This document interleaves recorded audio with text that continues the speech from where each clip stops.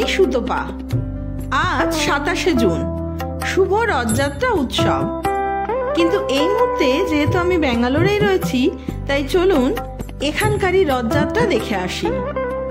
সকাল 11টা নাগাদ ঘর থেকে বেরিয়ে 1 ঘন্টায় পৌঁছালাম আগারা ফ্লাইওভারের নিচে বা HSR লেআউটে। এখানে আগারা শ্রী জগন্নাথ স্বামী টেম্পল বেশ বিখ্যাত। এই মন্দিরটি কর্ণাটকের বেঙ্গালুরের আগারার সার্জাপুর রোডে অবস্থিত। এই জগন্নাথ মন্দিরের প্রধান উৎসব হলো বার্ষিক রথযাত্রা। মন্দিরটি বেঙ্গালুরুতে অবস্থিত শ্রী জগন্নাথ মন্দির ট্রাস্ট দ্বারা রক্ষণাবেক্ষণ করা হয়। প্রতিদিন সকাল 6টা থেকে দুপুর 1টা এবং বিকেল 3:30 থেকে রাত 9টা পর্যন্ত খোলা থাকে। মন্দিরে শ্রী জগন্নাথ, বলভদ্র, দেবী সুভদ্রার মূর্তি নিত্য পূজিত হয়। তাছাড়াও রয়েছে বিমলা মন্দির, কমলা মন্দির ও শিব মন্দির। আপাতত চলুন মন্দিরের ভিতরে প্রবেশের জন্য লাইনে দাঁড়াই।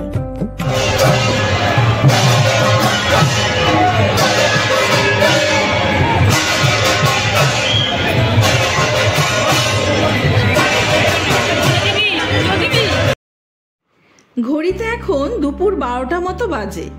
হিসেবে এখনো মন্দিরের ভিতরে প্রবেশের জন্য 1 ঘন্টা মতো সময় বাকি আছে। এত ভিড়ের মধ্যে লাইনে দাঁড়ালাম, তাই জানি না কতক্ষণে ভিতরে যেতে পারবো। তবে আজ বিশেষ দিন হওয়ায় ভক্ত সংখ্যাও অনেক বেশি। এই মন্দিরটি উড়িষ্যার পুরীর বিশ্ববিখ্যাত জগন্নাথ মন্দিরের প্রতিরূপ এবং এই মন্দিরটি দক্ষিণ ভারতের ওড়িয়া ভক্ত ও জগন্নাথ অনুসারীদের জন্য একটি আধ্যাত্মিক ও সাংস্কৃতিক কেন্দ্র। ওদিকে 8 ঘন্টা লাইনে দাঁড়ানোর পর এবারে জানা গেল মন্দিরের ভিতরে আর কোনো ভক্তদের প্রবেশ করতে দেওয়া হবে না এই মুহূর্তে। কি আর করা, এবারের মতো মন্দিরের চত্বরে আর যাওয়া হলো না।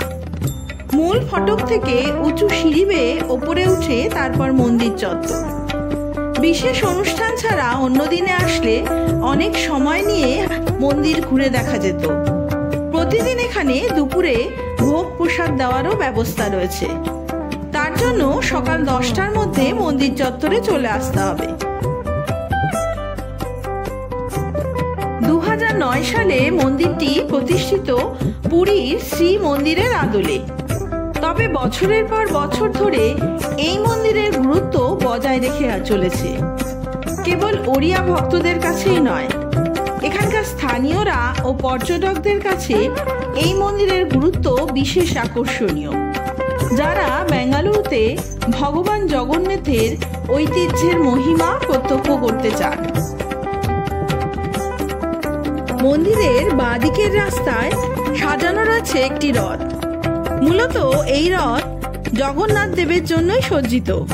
মানে লাল হলুদ কাপড়ে তৈরি রথকে আমরা নন্দী ঘোষ রথ নামেই জানি, যা জগন্নাথ দেবের রথ। কিন্তু এখানে একটি রথেই আসীন হবেন জগন্নাথ দেব সহ তার 2 ভাই বোন। আপাতত রথের সামনে দাঁড়িয়ে অনেকেই ছবি তুলে যাচ্ছে।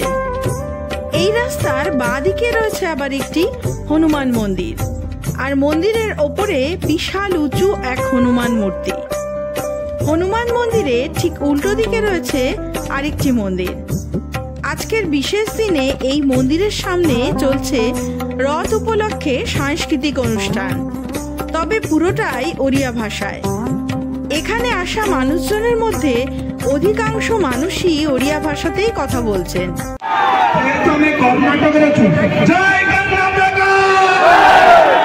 ओडिशा को जन्मभूमि, बैंगलोर को कर्मभूमि।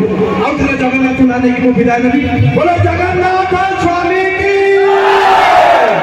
कोटि कैबल्यनाथ भक्ततंत्रनाथ ओडियांगम प्राण आम घरर ठाकुर जीवंत ठाकुर जगा गाड़िया जगन्नाथ स्वामी की हरि बोल। এই করব রইলে না। চলুন একবার না হয় পাশের এই মন্দিরের ভগবান দর্শন করে আসি।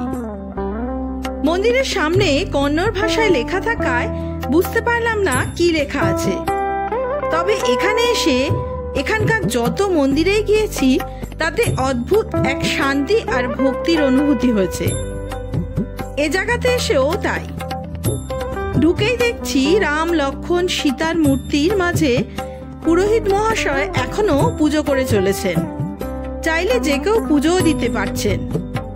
কর্ণাটকের সব মন্দিরে মূর্তির রূপ অন্যরকম, সাজসজ্জা, বেশভূষা সবই কিছুটা অন্য ধাঁচের।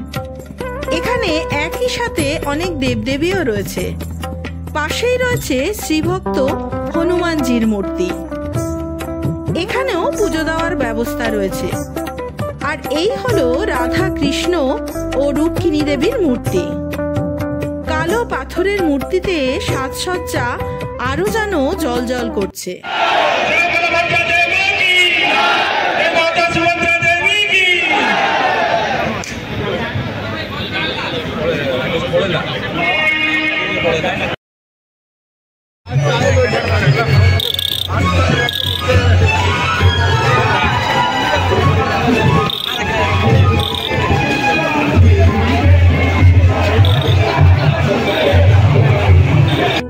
ওদিকে বেলা যত বাড়ছে তত ভিড়ও বাড়ছে।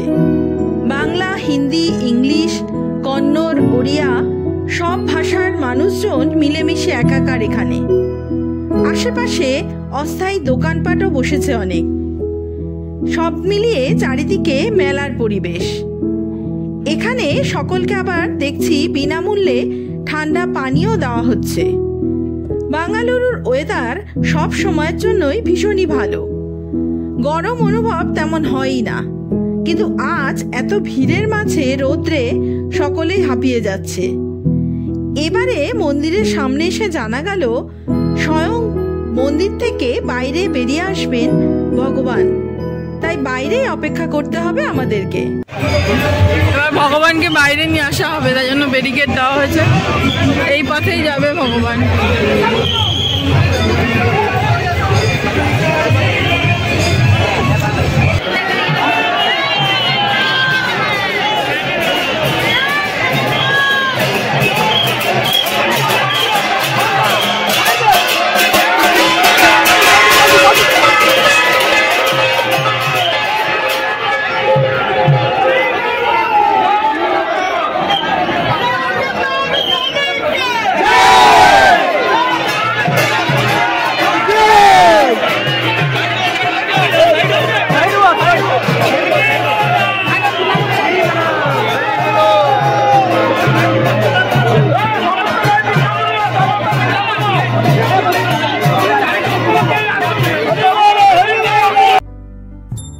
দুপুর 1টা মতো বাজতে চলেছে। মন্দির থেকে একে একে নিয়ে আসা হবে প্রথমে বলরাম দেবকে, তারপর সুভদ্রা দেবীকে এবং একদম শেষে শ্রী শ্রী জগন্নাথ দেবকে। প্রথমেই সাড়ম্বরে আনা হলো বলরাম দেবের অস্ত্র লাঙল। এরপর একে একে ভগবানেরা রথে বসবেন। তারপর পুজো হয়ে রথ টানা হবে, তবে তা বেশি দূর নয়। মানুষজনেরাই ভিড় করে যারা ছিলেন তারা আস্তে আস্তে দুদিকে রাস্তার ভাগ হয়ে গেলেন। মন্দির কমিটির যারা ভলেন্টিয়ার রয়েছে তারাই হাত ধরাধরি করে একটা সোজা লাইন টেনে দিয়েছেন। রথ টানা কাম প্রথমে লক্ষ্মী মানে করবে, ঠিক আছে? প্রথমে লক্ষ্মী মানে থেকে রথ টাণবে, তারপরে আমি মানে টাণবে, নারায়ণ মানে টাণবে। ওকে, ভলেন্টিয়ার মানে সমস্ত হাত ধরাধরি হয়ে যান, তো এনজয় করতে চড়িয়ে শনিবার এপটে ভলেন্টিয়ার কি নাম ভাই? এপটে ভলেন্টিয়ার কি নাম? হাত ধরা। মন্দিরের পক্ষ থেকে ওড়িয়া, হিন্দি, ইংলিশ সব ভাষাতেই বলে দেওয়া হচ্ছে রথের দড়ি টানা নিয়ম কানুন। দুপুরে সকলের জন্য ভোগ প্রসাদের ব্যবস্থা করা হয়েছে এখানে। সকলে যেন প্রসাদ নিয়ে যান। তবে মন্দির থেকে সকল দেবতারা যে পথে আসবেন সেখানে অন্তত সকলে সরে দাঁড়ান। আর কি অদ্ভুত দেখুন, বহু মানুষ এখানে এসেছেন, কিন্তু ধাক্কাধাক্কি হুড়োহুড়ি কিছুই নেই। নিজেরাই কি সুন্দর হাত ধরে লাইন দিয়ে দাঁড়িয়ে আছেন। এমনই নানা নিয়মকানুনের কথা বলে দিয়ে এরপর একে একে শুরু হবে উৎসব। আসলে আষাঢ় মাসে আয়োজিত রথযাত্রা অন্যতম প্রধান হিন্দু উৎসব। ভারতের উড়িষ্যা, ঝাড়খণ্ড, পশ্চিমবঙ্গ এবং বাংলাদেশে এই উৎসব বিশেষ উৎসাহ উদ্দীপনার মধ্যে দিয়ে পালিত হয়। জগন্নাথ দেবের মূর্তি তৈরির ইতিহাস খানিকটা আবার অন্যরকম।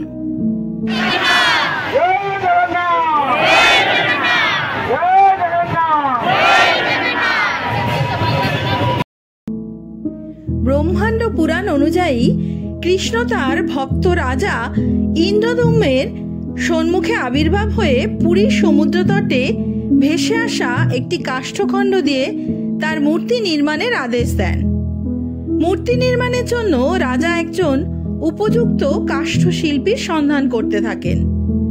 তখন এক রহস্যময় বৃদ্ধ ব্রাহ্মণ কাষ্ঠশিল্পী তার সম্মুখে উপস্থিত হন এবং মূর্তি নির্মাণের জন্য কয়েকদিন সময় চেয়ে নেন।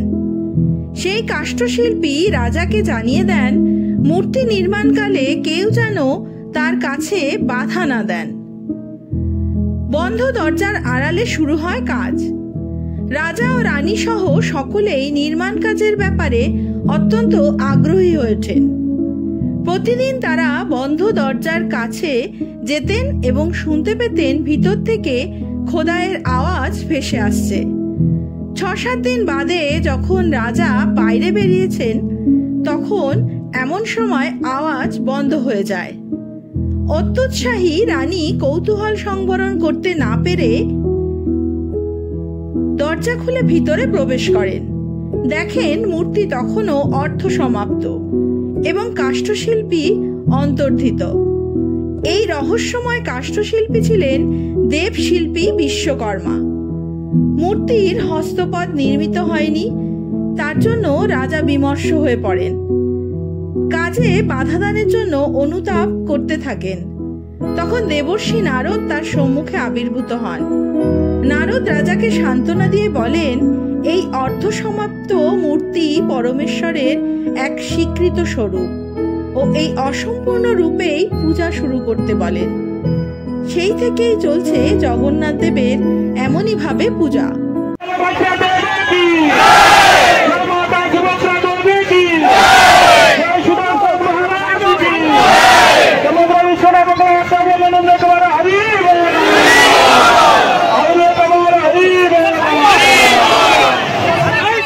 चाहिए कुछ नहीं मिले आजा, कोई चाहिए कुछ नहीं मिले।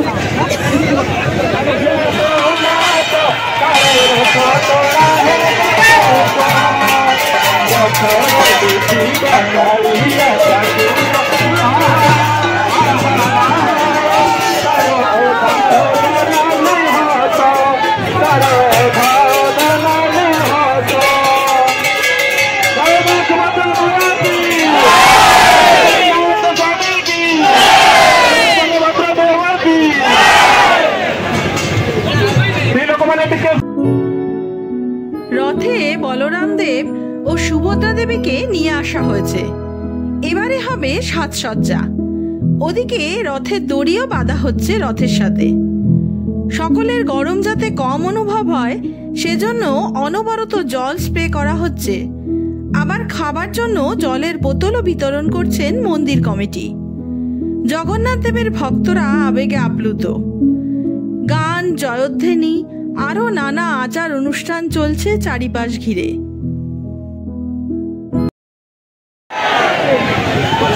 আজি জগন্নাথ যেতবে রথ উপরে চড়িবে তাপরে রথযাত্রা আরম্ভ পূর্বর আমি কেতেক কৌতূহল কথা আজি হবা।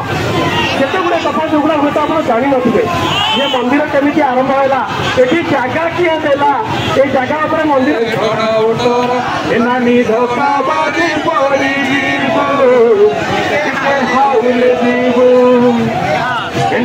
বড় দণ্ড ভিড় ভারি টিকে হাউলে জিগু committee Jagannath committee Jagannath committee. কথিত আছে আষাঢ় মাসের শুক্ল দ্বিতীয়ায় বলরাম ও বোন সুভদ্রার সাথে মাসির বাড়ি যান জগন্নাথ দেব। মাসির বাড়ি অর্থাৎ ইন্দ্রদম্নের পত্নী গুন্ডিচার বাড়ি। সেখান থেকে আবার 7 দিন পর মন্দিরে ফিরে আসেন জগন্নাথ দেব। এই উৎসবই হলো রথযাত্রা উৎসব। এটি ভারতের একমাত্র উৎসব যেখানে দেবতাদের মন্দির প্রাঙ্গণ থেকে বের করে আনা হয়। সকল ধর্ম, বর্ণ এবং ধর্মের মানুষ এতে যোগ দেয় এবং যে মানবিকতার সমুদ্রে রূপান্তরিত হয় তাতে আনন্দ হয়ে মেতে ওঠে সকলে। মূলত উড়িষ্যার পুরীতেই এই অনুষ্ঠান বেশি নিয়ম মেনেই হয়।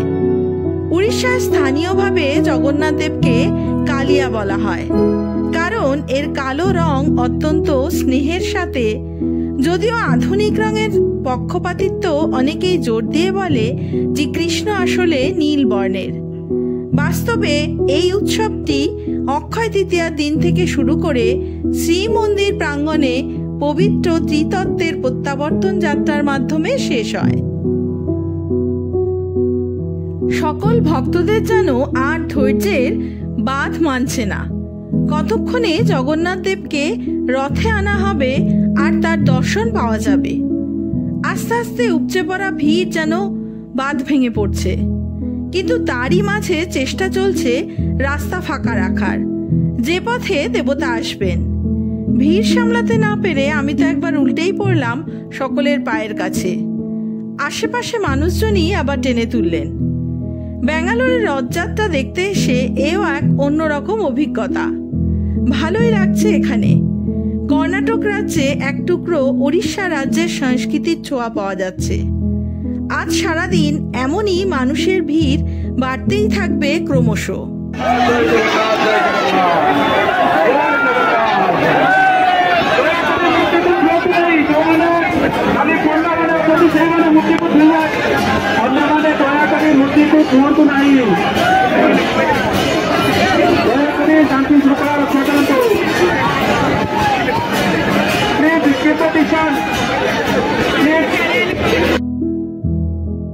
অবশেষে জগন্নাথ দেব রথে আসীন হলেন।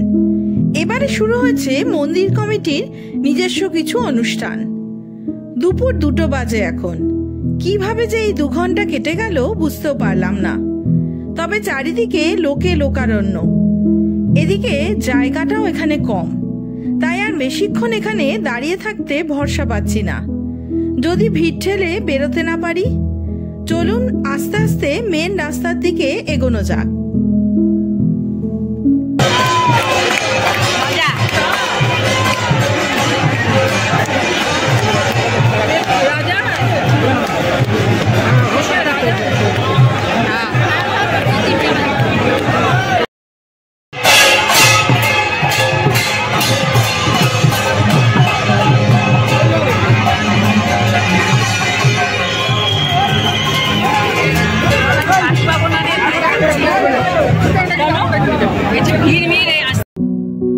সবশেষে মন্দির থেকে সোনার ঝাঁটা দিয়ে পথ পরিষ্কার করতে করতে গেলেন। চলুন এবারে তাহলে আমরা ফিরি। আজ তবে এই পর্যন্তই থাক। আপনাদের সাথে দেখা হবে নতুন একটা ব্লগ নিয়ে নতুন আর এক জায়গায়। ততদিন সবাই সুস্থ থাকবেন, ভালো থাকবেন। নমস্কার।